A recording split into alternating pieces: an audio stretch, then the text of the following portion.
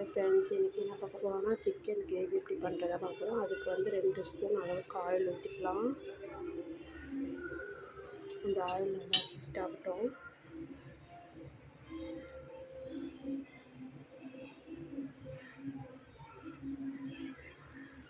Oil heat ஆச்சு.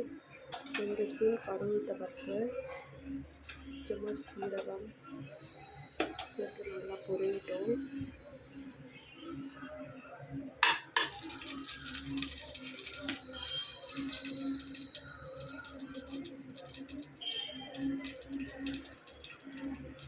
இப்போ 2 வெங்காயம் கட் பண்ணி வச்சுருக்கேன். அந்த வெங்காயம் ஆட் பண்ணிக்கலாம்.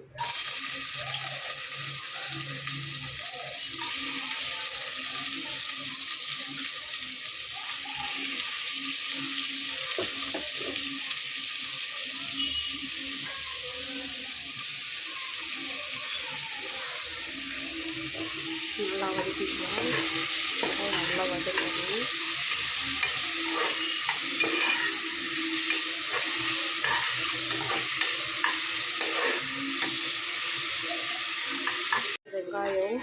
வெங்காயம் நல்லா வதங்கிடுச்சு. இஞ்சி பூண்டு பேஸ்ட்டு ஆட் பண்ணணும். 1 ஸ்பூன் இஞ்சி பூண்டு பேஸ்ட்டு நல்லா மிக்ஸ் பண்ணிக்கலாங்க. இஞ்சி பூண்டு பச்சை வச்சு போகிற அளவுக்கு வெயிட் பண்ணணும்.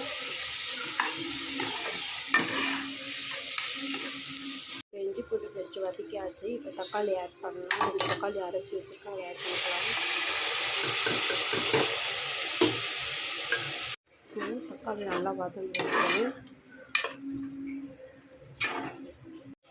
தக்காளி நல்லா வதங்கிடுச்சு. இப்போ வந்து கழுவி வச்சு பீஃப் ஆட் பண்ணிக்கலாம்.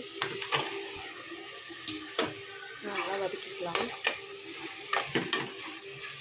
தேவையான மசாலா: மஞ்சள் தூள் 1/4 ஸ்பூன், பெரிய மிளகாத்தூள், தனியாத்தூள், தனி மிளகாத்தூள் இதெல்லாம் போட்டுக்கலாம்.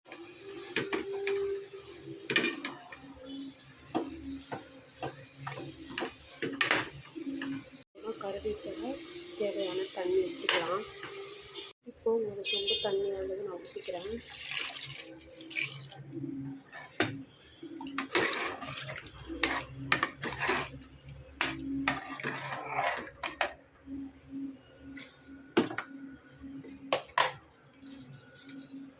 தேவையான அளவுக்கு உப்பு கொஞ்சமாக போட்டுக்கலாம். ஒரு மசாலா ஒன்று அரைச்சிக்கலாம். கொஞ்சமாக வெங்காயம், 2 பல் தேங்காய், கொஞ்சமாக சோம்பு போட்டு அரைச்சி ஒரு மசாலா எடுத்துகிட்டு வந்துடலாம். இப்போ 5 விசில்ஸ் வந்துடுச்சு. இப்போ லிட்டை ஓப்பன் பண்ணி பார்க்கலாம்.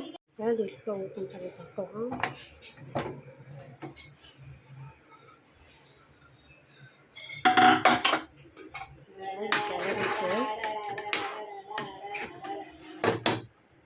இப்போ நம்ம அரைச்சி வச்சுருக்கோம். பேஸ்ட் ஆட் பண்ணிக்கலாம். இப்போது தேங்காய் அரைச்ச பேஸ்ட்டை ஊற்றி வச்சுட்டு நல்லா கிளறிட்டு ஒரு 5 மினிட்ஸ் மட்டும் நல்லா கொதிக்க வச்சுட்டு இறக்கலாம். சுவையான பீஃப் கிரேவி ரெடி. 5 மினிட்ஸ் கழித்து காட்டுற ஃப்ரெண்ட்ஸ் எப்படி இருக்குன்னு பாருங்கள். இப்போ 5 மினிட்ஸ் ஆகிடுச்சு. குழம்பு கொதிக்கிட்டு பார்க்கலாம். பாருங்கள், குழம்பு நல்லா கொதிக்கிட்டு கறியும் நல்லா வெந்துடுச்சு. இப்போ லாஸ்ட்டாக கொத்தமல்லி மட்டும் கொஞ்சமாக தூவி இறக்கிக்கலாம்.